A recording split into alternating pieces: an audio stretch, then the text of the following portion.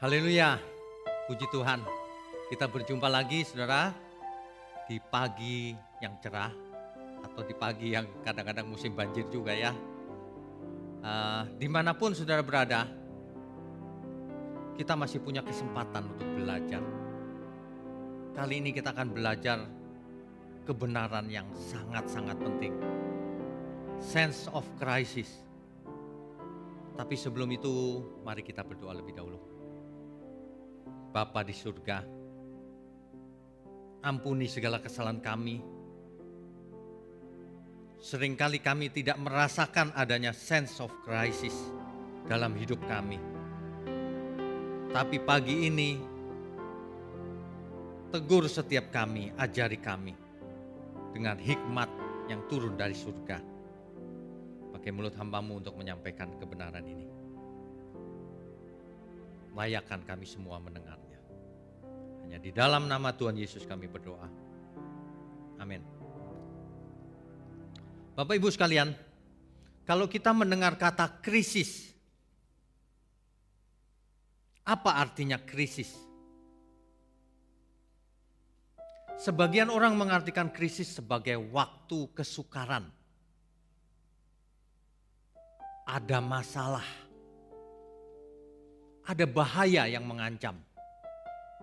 Ada penderitaan yang akan datang. Jadi kata-kata krisis mengandung suatu tingkat kesulitan yang ekstrim. Ada faktor waktu yang sangat mendesak di sana. Ada pilihan yang sangat terbatas. Contohnya, kalau seseorang kena kanker, maka ia punya waktu yang sangat terbatas untuk mengambil keputusan, untuk berubah, dan sebagainya. Kanker ini sangat mengancam. Ia masuk ke dalam waktu krisis. Bayangkan kalau seseorang yang sakit kanker, tetapi tidak merasa sakit kanker. Tetapi tidak merasa hidupnya berbahaya, dalam bahaya. Tentu ini mencelakakan. Contoh lain, ada luka yang menimbulkan pendarahan yang keluarnya deras sekali. Misalnya, jarum menusuk tapi pas di pembuluh darah sehingga darahnya mancur. Itu krisis. Kita hanya punya waktu singkat untuk melakukan pertolongan. Jadi kondisinya adalah ekstrim. Dalam kasus yang lebih luas, ada serangan yang membahayakan banyak orang. Contohnya pandemi corona. Ini adalah satu kondisi krisis, bahkan seluruh dunia. Kondisi bahaya menyerang umat manusia. Krisis semua orang. Tapi herannya, banyak korban di seluruh dunia. Ada loh orang yang tidak percaya bahwa corona itu ada. Aneh ya Bapak Ibu ya. Buktinya sudah nyata, tapi tidak percaya bahwa corona itu ada. Sebagian lagi menganggap enteng, gak apa-apalah. Begitu. Sebagian lagi menyerah pada nasib, biarin deh. Manusia berbagai macam responnya. Jadi kalau kita bicara soal krisis, di situ ada faktor ancaman atau bahaya. Ada faktor ketidakpastian, sesuatu yang belum tahu persis solusinya apa. Kemudian waktunya sempit atau pendek. Ini yang dihadapi kalau dalam keadaan krisis. Nah, krisis bisa dalam bidang apa saja. Krisis ekonomi, krisis kehidupan, ada banyak krisis di dunia ini. Nah, yang namanya sense of crisis itu bisa dijelaskan sebagai perasaan dalam menghadapi krisis, atau sikap dalam menghadapi krisis, atau kepekaan dalam menghadapi krisis, kesadaran dalam menghadapi krisis, penghayatan dalam menghadapi krisis. Sense of crisis ini sangat menentukan bagaimana seseorang meresponi keadaan krisis itu. Sangat menentukan. Respon manusia berbagai macam ketika dihadapkan pada krisis yang dihadapinya. Beberapa ini adalah kemungkinannya. Yang pertama, manusia yang tidak tahu atau tidak berhikmat, ia malah berbuat sesuatu yang membahayakan. Contoh, ada orang tua yang malah memberi makan anaknya dengan kerang seafood. Mereka pikir itu bergizi. Mereka pikir itu proteinnya tinggi. Benar, proteinnya tinggi. Tapi itu kotor, membahayakan. Orang tua ini tidak mengerti, tidak tahu bahwa itu membahayakan anaknya. Ia berikan sejak kecil sebagai rasa sayangnya terhadap sang anak. Tapi kemudian hari akibatnya dituai oleh sang anak. Dituai oleh dirinya. Anak ini menjadi autis atau hiperaktif atau sakit. Ada yang leukemia, kimia darah dan sebagainya. Akibat ketidaktahuan tentunya. Maksudnya sih sayang, tetapi yang dilakukan malah mencelakakan. Dan ini kisah nyata, di mana-mana sama. Orang tua memberi minum anaknya susu setiap hari. Rasa sayangnya dituangkan dalam bentuk itu, padahal itu mencelakakan. Sebab susu zaman sekarang, sapinya itu disuntik dengan hormon supaya cepat besar.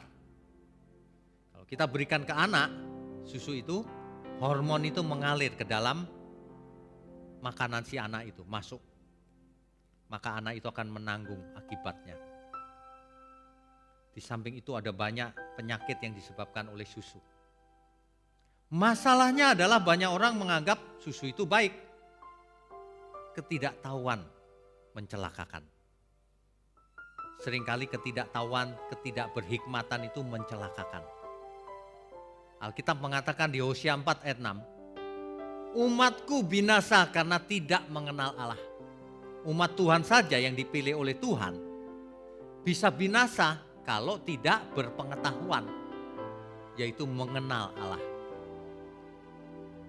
Hari ini ada banyak sekali krisis dalam bentuk penyakit atau apapun karena ketidaktahuan, salah mengerti.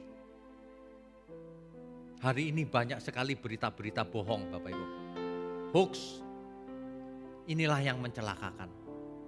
Buku-buku kesehatan ditulis, tapi sebagian juga salah, mencelakakan itu. Saya sudah lihat itu buku-buku itu. Itu kalau diikuti, wah itu mencelakakan. Orang yang golongan darahnya B, gak boleh makan tempe, harus makan kambing, daging merah yang banyak. Kalau itu diikuti, itu akan mencelakakan. Dengan sakit jantung dan sebagainya. Kenapa demikian? Karena teori itu salah. Selidiki siapa itu penulisnya. Selidiki bagaimana ia sampai kepada kesimpulan itu. Jangan percaya, jangan gampang percaya. Sama ketika mendengar khotbah jangan diaminkan.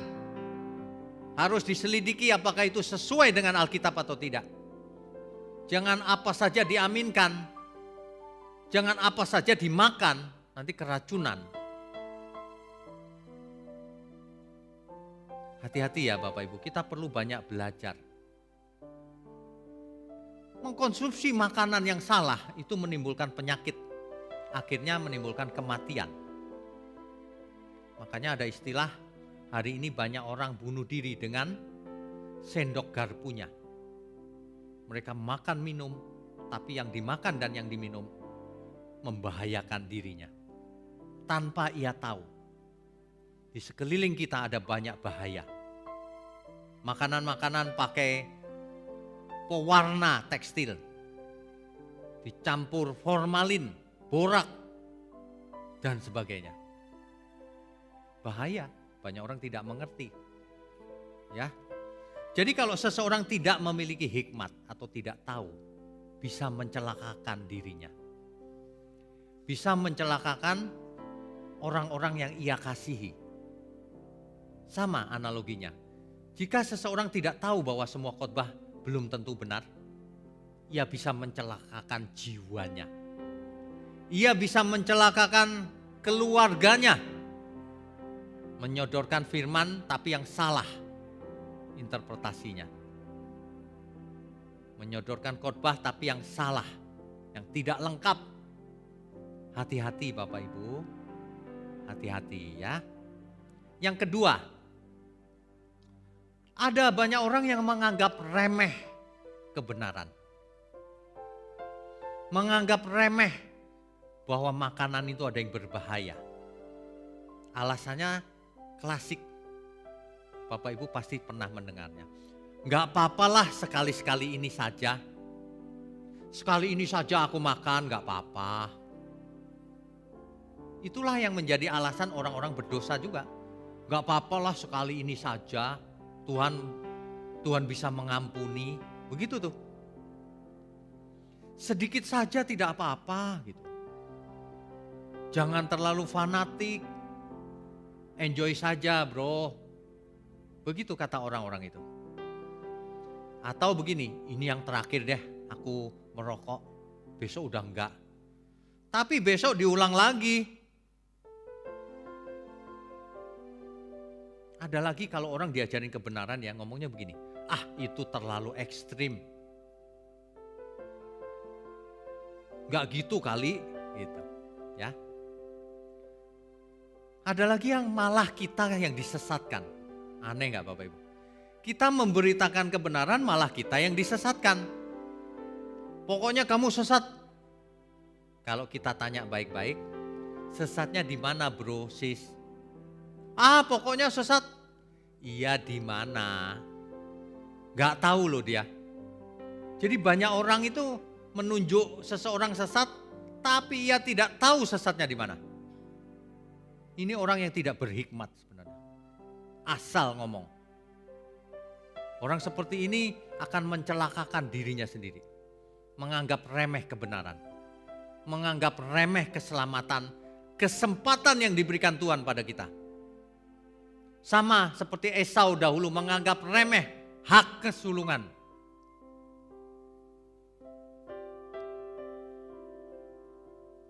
Tipe ketiga. Orang ini sudah mengerti secara nalar. Contohnya, bahwa merokok itu memang menyebabkan kanker. Ia tahu, tetapi tetap saja ia lakukan. Mengapa? Karena ia tidak bisa melawan kodrat dosanya, tidak mampu, tidak berniat. Kodrat dosanya dibiarkan berkuasa. Makanya ia hidup dalam beban dan dosa. Penuh beban dan dosa, letih lesu. Makanya ia tidak bisa berlari-lari ke depan memenangkan pertandingan itu. Karena hidupnya banyak beban dan dosa. Beban di sini banyak keinginan. Pengen ini, pengen itu terlalu banyak. Sehingga hidupnya, seumur hidupnya mengejar semuanya itu. Untuk memuaskan keinginannya yang tidak pernah terpuaskan. Seumur hidupnya letih lesu berbeban berat. Karena ia hidup dalam dosa. Padahal ia tahu itu dosa. Tapi ia tidak bisa keluar dari dosanya. Ia dikuasai oleh dagingnya. Ada banyak orang bertanya, Pak, saya nggak bisa berhenti Pak dari kebiasaanku yang berdosa itu. Saya katakan tidak ada orang yang tidak bisa. Yang ada adalah orang yang tidak mau berubah. Tidak mau bertobat.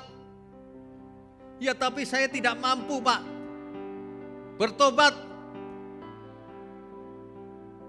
Bukan tidak mampu, tidak mau. Ayo bertobat. Ada orang yang mengatakan demikian. Enggak bisa Pak, dagingku minta terus Pak. Setiap hari aku lakukan itu. Sesuatu yang tidak berkenan di hati Tuhan. Ia sendiri tahu bahwa itu salah. Makanya ia bertanya bagaimana keluar dari situasi itu. Terikat pada kedagingannya. Tidak ada solusi kecuali kita bertobat. Nekat. Kalau sesuatu itu nagih supaya kita melakukannya lagi. Dimatikan saja. Jangan dilayani. Kita harus bisa membunuh manusia lama kita. Tidak ada pilihan. Respon ini harus kita miliki. Kalau seseorang tidak rela melepaskan segala miliknya, itulah yang tidak bisa menjadi murid Kristus. Tuhan sendiri yang berkata bahwa lepaskan segala milikmu. Kalau tidak kau tidak bisa jadi muridku. Ada banyak di luar sana orang yang mengatakan aku tidak bisa lepas Pak dari kebiasaanku selingkuh. Tidak ada solusi, harus lepas. Kita harus rela membunuh diri sendiri, manusia lama, nafsu kita. Kalau mau jadi murid Tuhan Yesus. Jangan berkata anugerah menyelamatkan. Kalau tidak mau, bertobat. Amin Bapak Ibu. Begini loh Bapak Ibu. Coba dengarkan lagu ini. Tuhan, aku rela mengosongkan bejana jiwaku ini dari segala keinginanku dan semua hasrat pribadiku. Tuhan, penuhi aku dengan gairah surgawi nan suci, agar apapun tak ku ingini lagi, hanya Engkau hartaku abadi.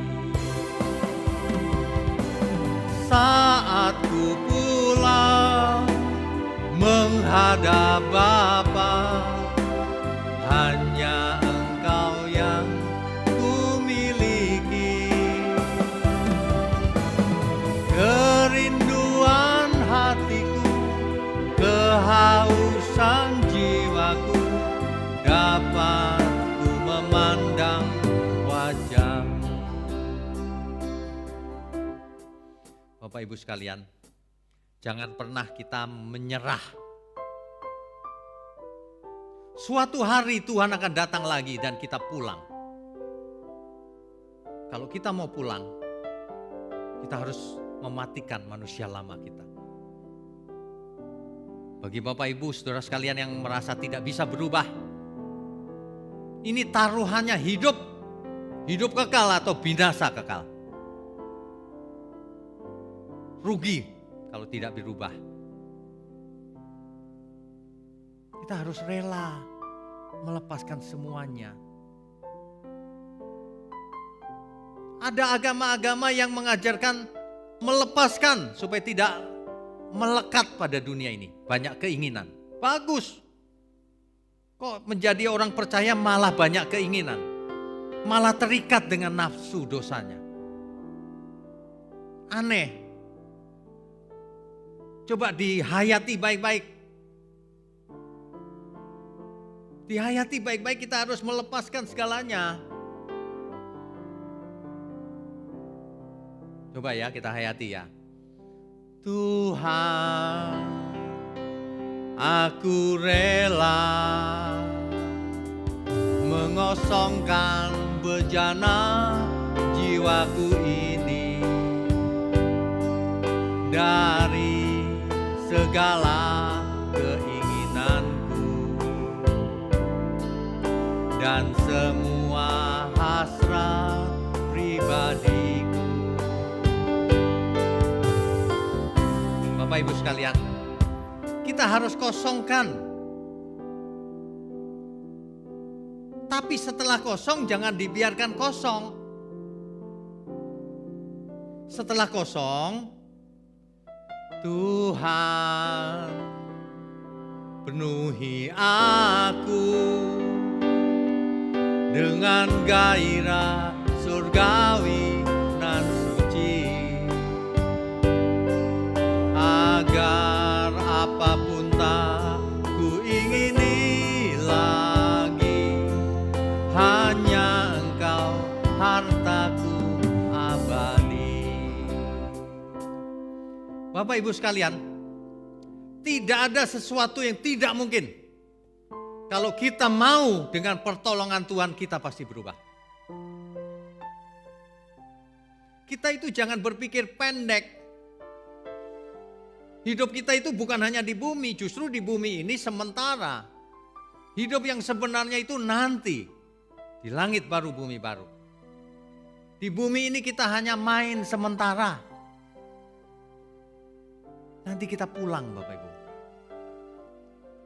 Makanya kalau kita kosongkan diri, diisi dengan hasrat surgawi yang suci, nanti kita pulang di perkenan Tuhan. Sehingga pulang pun keinginan kita ketemu berjumpa dengan Tuhan. Ya, jadi pulangnya enak. Saat ku pulang menghadap Bapa, hanya Engkau yang ku miliki. Kerinduan hatiku, kehausan jiwaku, dapat ku memandang wajah-Mu.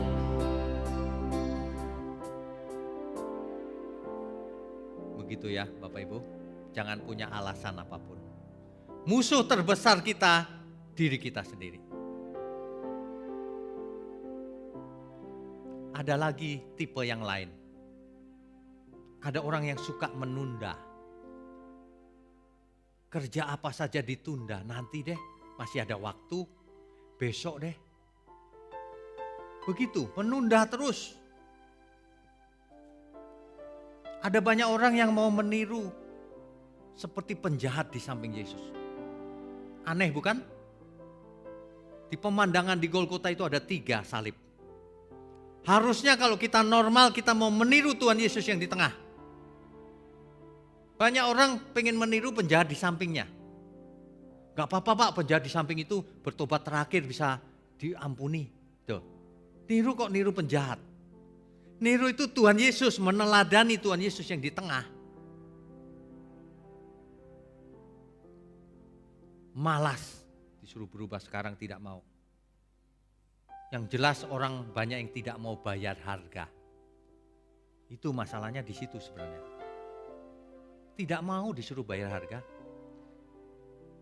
Percaya Tuhan Pak? Percaya. Berubah, hidup kudus. Ayo berbuat yang benar. Gak perlu Pak, keselamatan bukan karena perbuatan baik. Pakai ayat lagi, cari pembenaran. Itu tidak mau bayar harga namanya. Padahal keselamatan itu ada harganya. Kalau kamu ditebus, kamu orang berhutang. Supaya tidak hidup menurut daging, tapi menurut roh. Sebab kalau kamu hidup menurut daging, kamu mati. Tapi kalau kamu hidup menurut roh, kamu hidup. Hidup yang kekal maksudnya. Firman jangan dipotong-potong, jangan dipilih-pilih. Firman ini sudah jelas. Bahkan saya ulang-ulang terus, jangan pura-pura tidak mengerti. Banyak orang tidak suka kalau dengar khotbah begini. Ada yang ngatain saya, sok-sokan, terserah. Ini kata firman Tuhan, bukan kata saya. Kalau kamu mengatakan itu sok-sokan, berarti kamu bilang firman Tuhan sok-sokan. Kamu mengatakan Tuhan Yesus sok-sokan. Mari kita bertobat, gak ada gunanya. Gak ada gunanya kita menipu diri sendiri seperti itu. Tipe lain adalah keras hati. Ada orang yang mengeraskan hati. Ya sudah merasa someone, seseorang. Aku sudah sekolah teologi Pak. Sudah punya premis.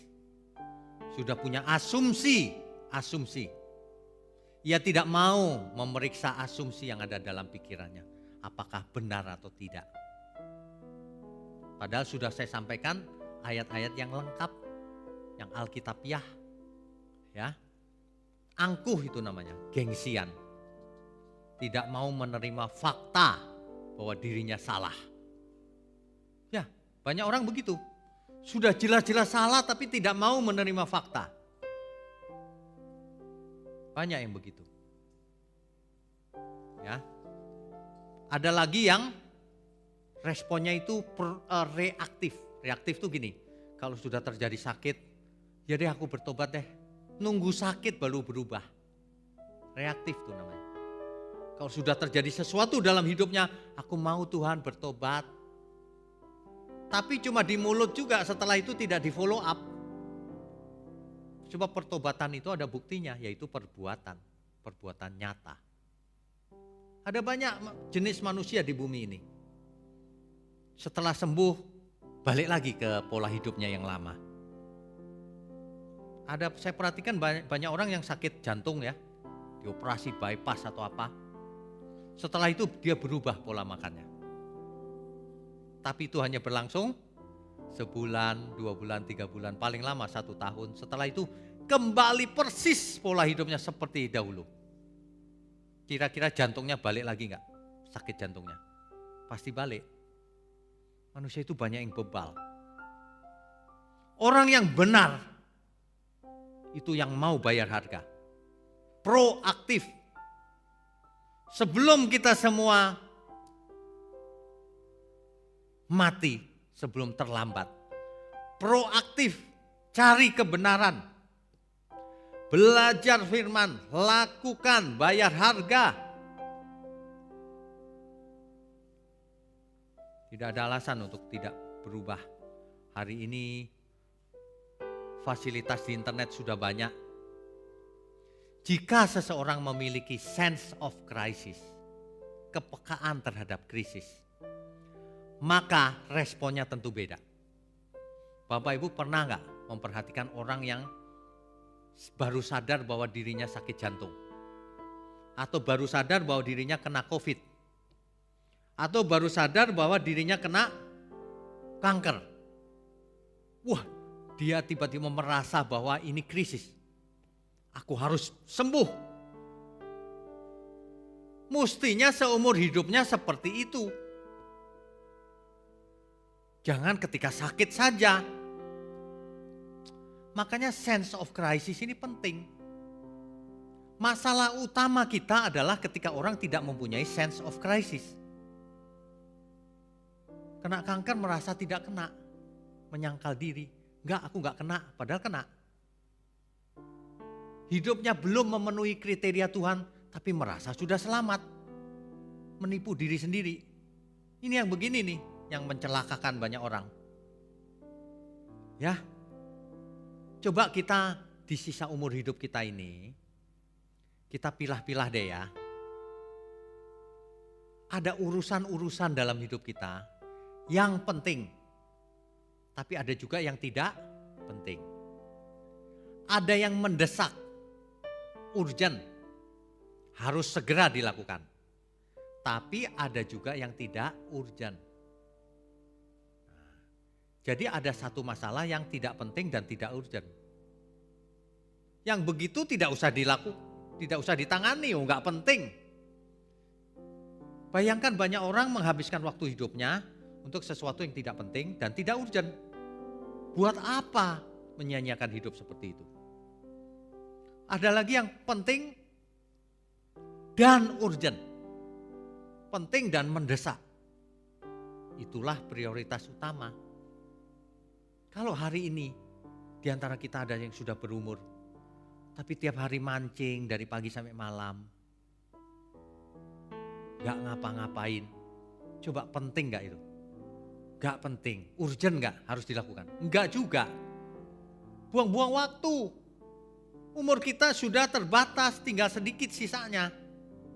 Buang waktunya, cari yang penting dan urgent. Segera dilakukan. Makanya kalau orang memiliki sense of crisis, itu jelas tuh. Kelihatan hidupnya. Aku mau Tuhan karena waktunya terbatas. Dan ini sangat penting.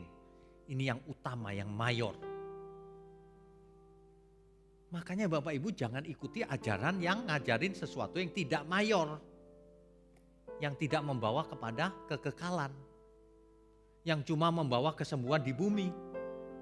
Yang cuma menikmati keuntungan di bumi. Salah itu. Menyesatkan.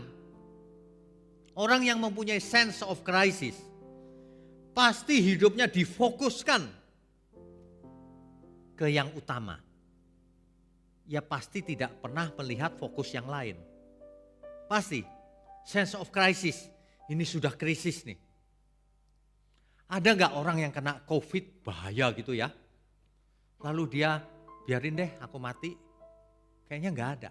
Semua orang pengen sembuh. Ya, sense of crisis ini intinya. Kalau seseorang gak memiliki sense of crisis, meskipun ditaruh dalam keadaan krisis percuma. Ya tidak meresponi krisis itu.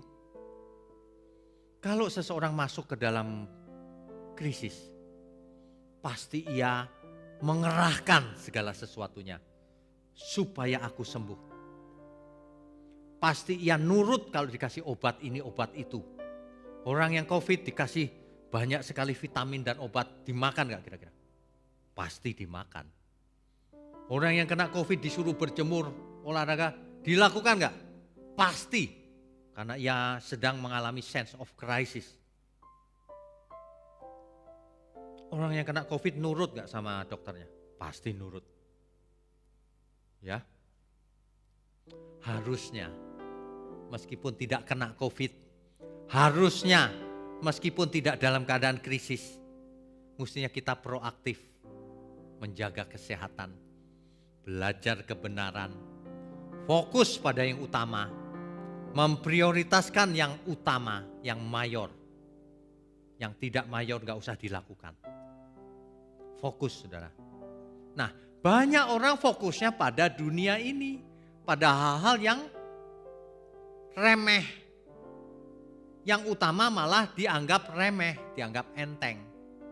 Seperti Esau. Hak kesulungan dianggap enteng.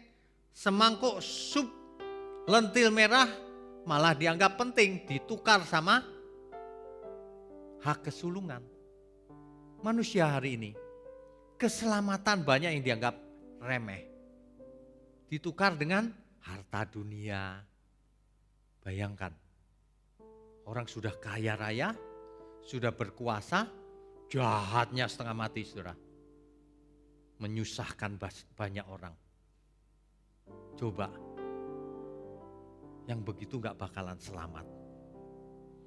Kita harus all out kalau mau selamat. Persembahkan semua untuk Tuhan. Fokus hidupnya. Apalagi yang sudah tua. Karena sisa umur hidup tidak lama lagi. Ya. Sebab jika tidak demikian, santai-santai saja, itu sama dengan orang yang tidak memiliki sense of crisis. Celaka. Banyak orang begini loh, padahal sudah tua juga. Masih lama aku mati, gak besok. Begitu, gak punya rasa sense of crisis. Waduh, repot nih Bapak Ibu. Yang begini repot nih. Krisis kita itu apa sih sebenarnya? Kalau krisis ala dunia kan banyak ya, krisis keuangan, krisis pandemi, krisis macam-macam. Tapi kita kali ini harus fokus pada krisis yang dampaknya kekekalan. Krisis yang kita hadapi ini apa sih? Penyakit jiwa yang masih ada dalam jiwa kita. Apakah kita sudah lepas dari beban dan dosa sama sekali atau belum? Apakah masih ada penyakit dalam jiwa kita yang Tuhan tidak berkenan? Itu masih krisis. Jangan merasa sudah selamat. Miliki sense of crisis. Iya Tuhan, bagaimana kalau aku mati mendadak, apakah Tuhan berkenan? Krisis, alami krisis. Kalau kamu panggil dia Bapak, kata kitab suci, hendaklah kamu hidup dalam ketakutan selama menumpang di bumi ini. Bukan ketakutan apa, bukan. Kita tidak takut apapun. Takut kalau Bapa tidak berkenan. Itu krisisnya itu di situ. Selama kita hidup di bumi ini, menumpang ini, harus memiliki sense of crisis. Harus merasa sedang dalam keadaan krisis. Harus takut tidak berkenan bagi Tuhan. Kalau orang kena COVID, dalam 1 hari bisa mati. Teman saya ada yang cerita istrinya. Suamiku itu sesak. Enggak tahu kenapa loh. Rumah sakit penuh semua. Besoknya mati. Dia sampai sedih ya mikirinnya. Saya coba ingatkan, di bumi ini memang banyak kesedihan. Kita tidak bisa menghindar. Tetapi syukur kepada Tuhan. Kesedihan di bumi ini sementara. Ada langit baru, bumi baru. Tuhan sediakan bumi yang baru dengan tubuh yang baru. Sehingga kita hidup kekal di sana. Kita akan bertemu lagi dengan orang-orang kita kasihi di dalam Tuhan. Tapi kalau orang tidak mengasihi Tuhan, ya tidak akan selamat. Ya akan dibuang ke api kekal selama-lamanya. Ya. Kita harus merasa krisis kalau belum mengerti firman Tuhan secara lengkap dan benar. Terutama saudara sekalian, Bapak Ibu sekalian yang selama ini tidak mendengar khotbah yang lengkap dan benar. Harus merasa krisis. Sebab puluhan tahun, belasan tahun sudah menghabiskan waktu sia-sia. Yang dimengerti dari firman adalah kalau kamu ke gereja diberkati. Begitu, dari dulu cuma itu. Rugi Bapak Ibu. Ayo kejar ketinggalan kita. Ya, belajar firman. Sementara itu kita punya waktu yang terbatas. Mazmur 90 ayat 10. Umur manusia rata-rata 70-80 tahun. Sebab berlalunya buru-buru. Ada banyak bahaya secara fisik yang bisa menghentikan kehidupan kita mendadak. Yang menyebabkan waktu kita habis mendadak. Pandemi dan sebagainya. Tapi tanggung jawab kita. Karena Tuhan segera datang. Banyak Bapak Ibu yang tidak mengerti bahwa kita itu ada di penghujung zaman akhir. Sudah zaman akhir di ujung banget lagi. 2 Petrus 3 ayat 9. Sepertinya ini harus dibaca. 2 Petrus 3 ayat 9. Ayat 9. Tuhan tidak lalai menepati janjinya, sekalipun ada orang yang menganggapnya sebagai kelalaian. Tuhan gak datang-datang dari dulu katanya segera datang, gitu kira-kira. Tetapi ia sabar terhadap kamu karena ia menghendaki supaya jangan ada yang binasa. Tuhan tuh maunya lebih banyak orang yang selamat daripada yang binasa, jangan binasa gitu loh. Jadi Tuhan tidak memilih sebagian selamat, sebagian binasa, tidak. Tuhan tidak menginginkan seorang pun binasa, jangan ada yang binasa, melainkan semua orang berbalik dan bertobat. Itu keinginan Tuhan itu. Mengapa? Ayat 10, tetapi hari Tuhan akan tiba seperti pencuri. Pada hari itu langit akan lenyap dengan gemuruh yang dahsyat. Dan unsur-unsur dunia akan hangus dalam nyala api. Dan bumi dan segala yang ada di atasnya akan hilang lenyap. Ada seorang yang komentar di YouTube saya. Dia berkomentar demikian. Pak, bumi itu gak jadi neraka Pak. Bumi itu hanya dikutuk Tuhan. Sok tahu. Gak baca Alkitab tapi sok tahu. 2 Petrus 3 ayat 9 ini dengan jelas secara eksplisit menjelaskan bahwa langit dan bumi ini akan hangus dalam nyala api. Ada ayatnya. Jangan sembarangan ngomong mulai sekarang. Ya. Ayat 11. Jadi jika segala sesuatu ini akan hancur secara demikian, betapa suci dan salehnya kamu harus hidup. Jangan berkata keselamatan bukan karena perbuatan baik maka gak usah hidup suci. Salah itu. Kalau langit dan bumi akan lenyap mengerikan seperti itu menjadi Gehenna namanya, neraka. Maka betapa suci dan salehnya kita harus hidup. Ayat 12. Yaitu kamu kita yang menantikan dan mempercepat kedatangan hari Allah. Pada hari itu langit akan binasa dalam api dan unsur-unsur dunia akan hancur karena nyalanya. Tetapi penghiburannya di ayat 13. Tetapi sesuai dengan janjinya kita menantikan langit yang baru dan bumi yang baru di mana terdapat kebenaran. Haleluya. Amin ya. Jadi kita harus hidup, betapa suci dan salehnya kita harus hidup.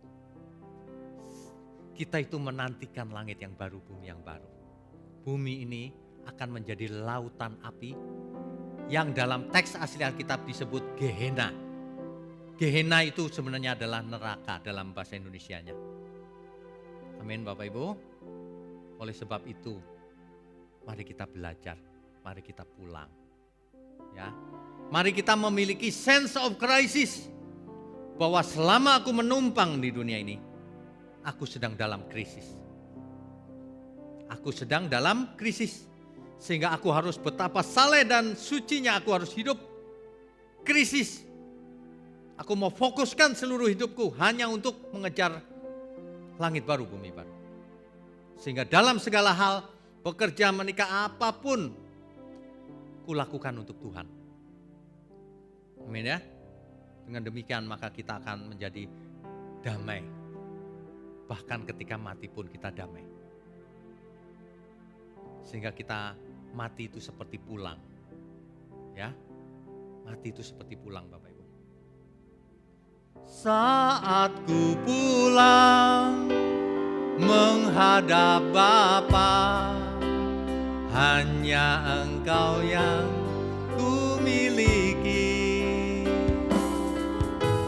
Kerinduan hatiku, kehausan jiwaku, dapat ku memandang wajah-Mu. Saat ku pulang menghadap Bapa, hanya Engkau yang ku miliki. Kerinduan hatiku, kehausan jiwaku, dapat ku memandang wajah-Mu. Dapat ku memandang wajah-Mu. Dapat ku memandang wajah-Mu.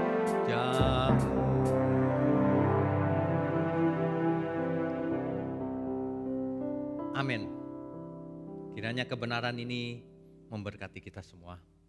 Bapak Ibu sekalian, jemaat Gereja Suara Kebenaran Injil Pantai Indah Kapuk, mari kita berubah. Waktunya semakin dekat. Mari kita memiliki sense of crisis. Gunakan hidup kita hanya untuk memuliakan Tuhan. Ikut serta dalam pekerjaan Tuhan. Ikut serta dalam membagikan kebenaran ini sampai ke ujung bumi. Ikut serta dalam mengubah diri sendiri akan menjadi berkat bagi sesama. Seluruh umat Tuhan di seluruh dunia sampai ke ujung bumi. Mari kita berubah sesuai kebenaran firman Tuhan. Sehingga kita tidak takut bahaya apapun. Kita mau pulang. Amin ya. Amin.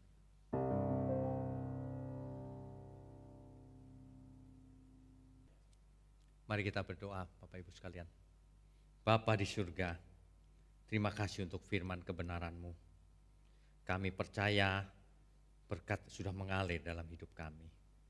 Terima kasih Tuhan, dalam nama Tuhan Yesus, dalam nama Bapa, Putra, dan Roh Kudus, kami sudah menerima berkat firman kebenaran.